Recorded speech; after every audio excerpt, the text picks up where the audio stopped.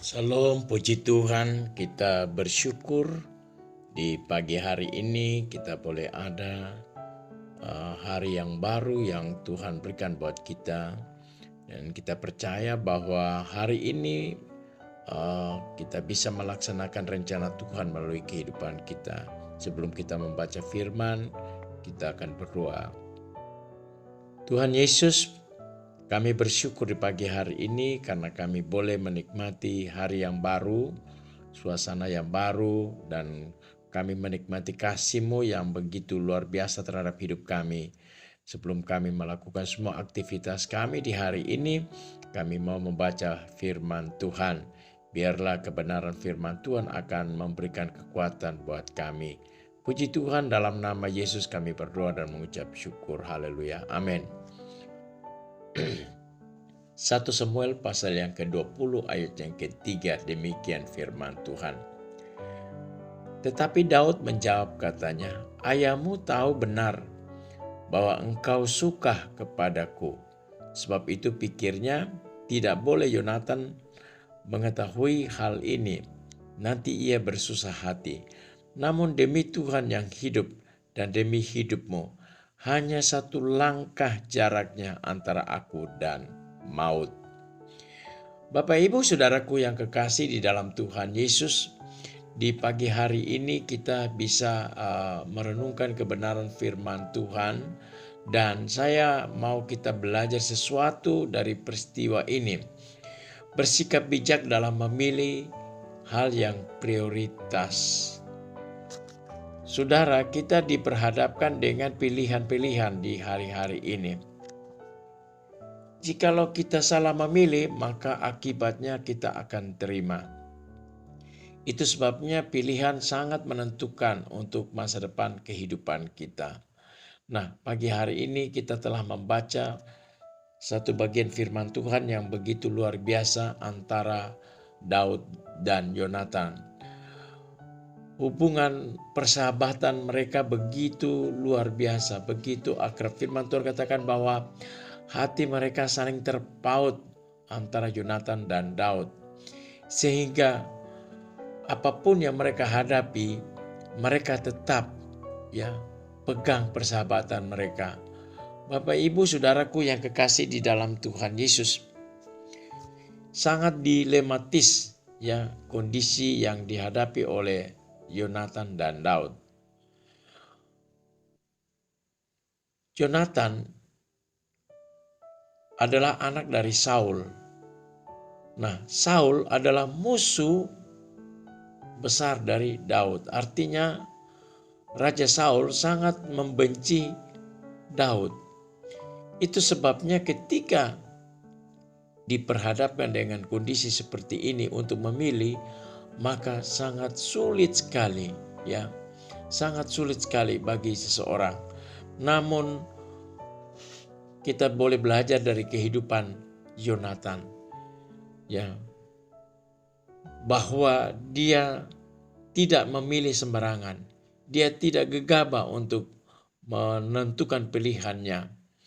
Yang dia lakukan adalah dia lebih memilih kehendak Tuhan daripada dia menghormati orang tua yang adalah ayah dan juga raja Israel.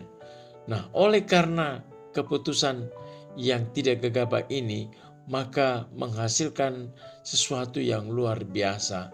Saudara, peristiwa kehidupan Raja Daud ini memang beruntun bahwa Saul ingin membunuh, mencabut nyawanya. Dan peristiwa ini bukan hanya terjadi pada Saul, tetapi juga istrinya Mikal yang pernah menyelamatkan kehidupan Raja Daud. Padahal kita tahu bahwa Mikal juga tidak senang dengan Daud. Saudara tahu bahwa ketika Daud membawa tabut perjanjian Allah, Mikal menghina Daud. Jadi sebenarnya kalau kita melihat kondisi ini, ini semua terjadi karena Tuhan. 1 Samuel pasal 19 ayat yang ke-11, demikian bunyinya.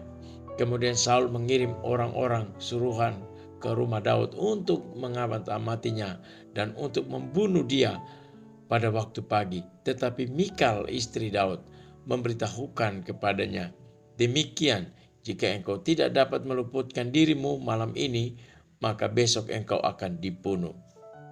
Lalu Mikal menurunkan Daud dari jendela. Ia pergi melarikan diri dan luputlah ia. Sesudah itu Mikal mengambil terafim dan menaruhnya di tempat tidur. Ditaruhnya sehelai tenunan bulu kambing di bagian kepala dan ditutupinya dengan selimut.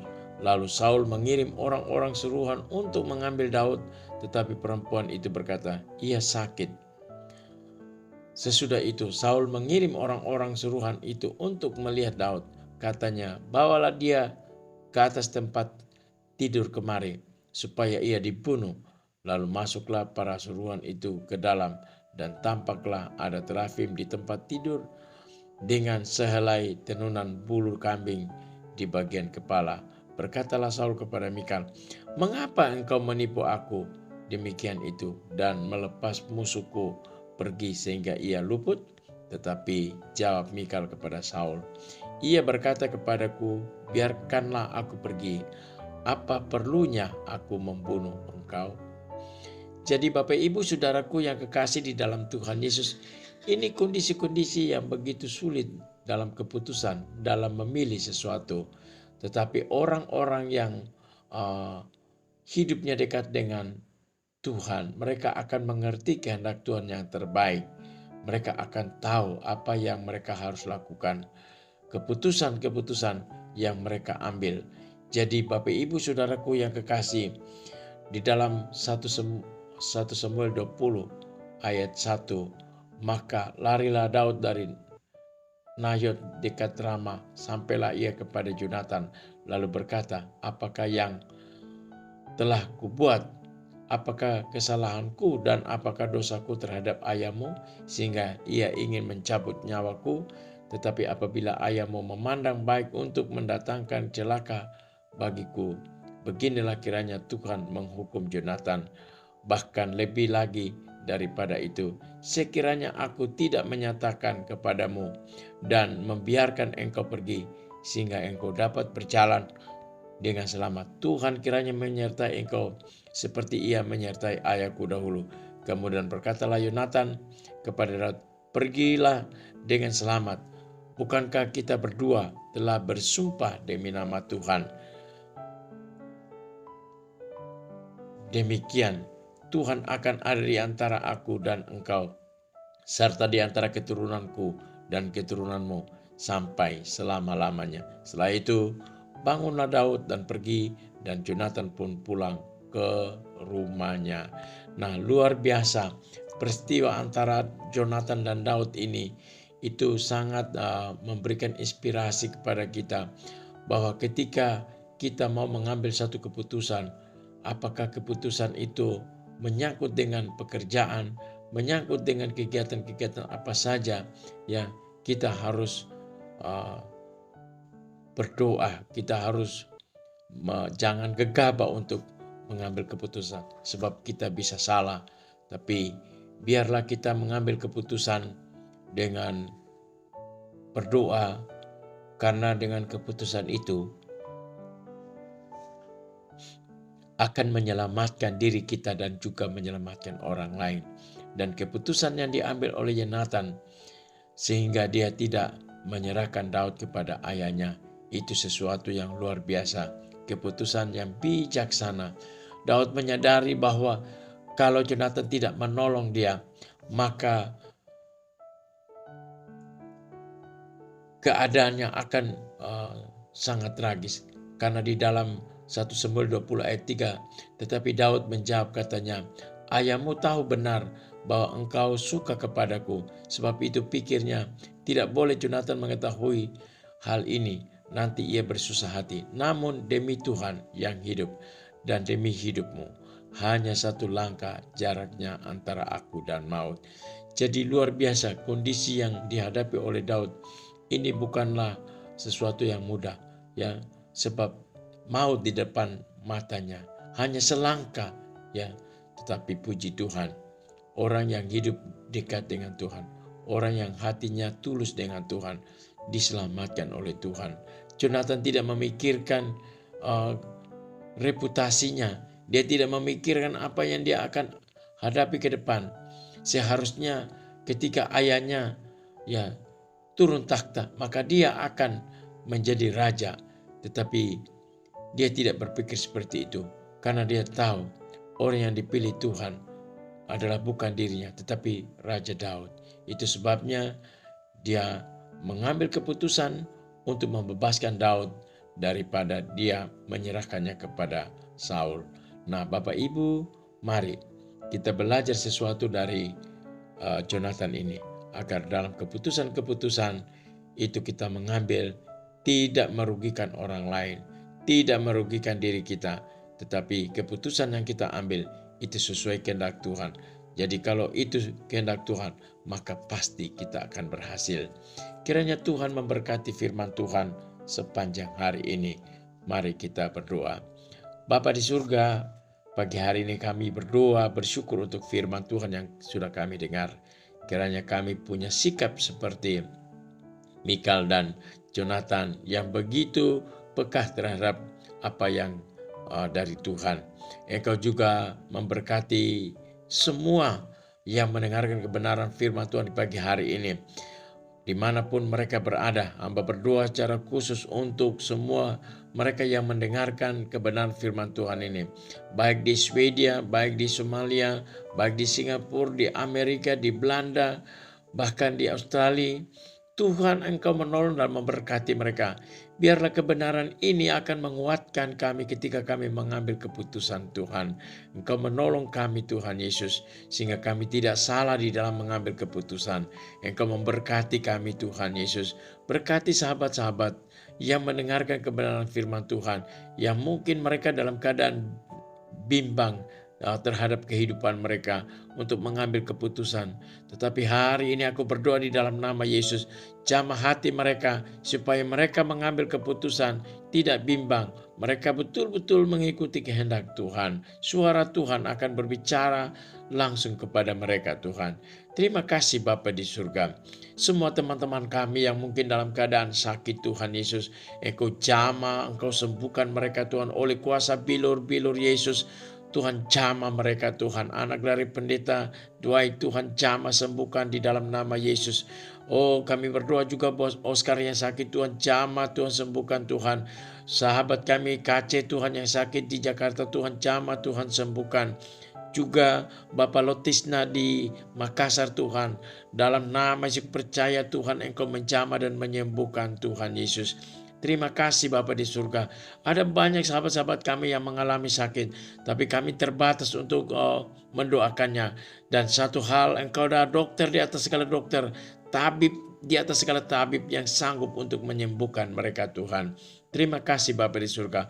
Engkau juga memberkati teman-teman kami, sahabat-sahabat kami yang berusaha bekerja Tuhan. Biarlah Tuhan buka jalan buat usaha mereka sehingga mereka berhasil. Jika ada yang terikat dengan utang piutang Tuhan, maka Tuhan adalah pembebas kami.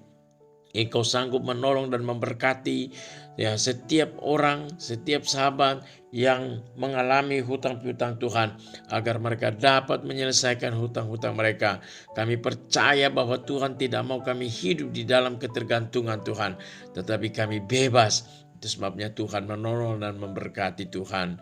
Terima kasih Bapa di surga. Sekali lagi hamba berdoa buat pendengar-pendengar setia dalam renungan ini, dimanapun mereka berada Tuhan, di negara-negara luar maupun di Indonesia Tuhan. Mereka yang ada di Bali, mereka yang ada di Malang, ada Surabaya, ada Jakarta Tuhan.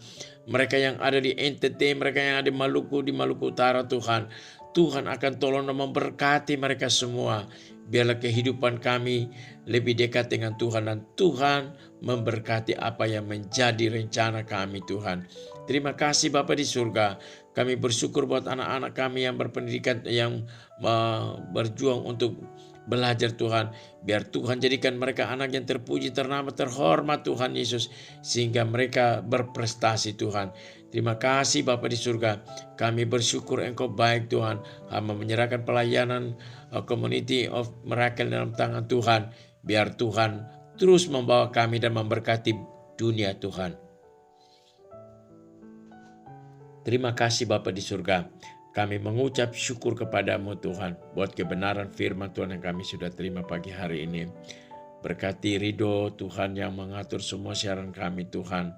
Engkau memberkati istri yang baru saja melahirkan. Tuhan tolong jama bayi yang ada dan istrinya Tuhan agar mereka sehat Tuhan. Terima kasih Bapa di surga. Hamba ingat buat sahabat-sahabat yang memohon doa Tuhan.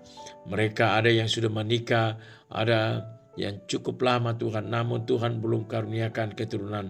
Malam ini hamba berdoa di dalam nama Yesus. Tuhan jamah kandungannya, Tuhan jamah dan berikan anak buat rumah tangga yang membutuhkan anak Tuhan. Engkau memberkati mereka supaya rumah tangga mereka akan berjalan dengan baik Tuhan. Makasih Bapa di surga. Kami mengucap syukur dan menyerahkan seluruh kegiatan sepanjang hari ini hanya di dalam nama Tuhan Yesus Juru Selamat kami. Haleluya. Amin.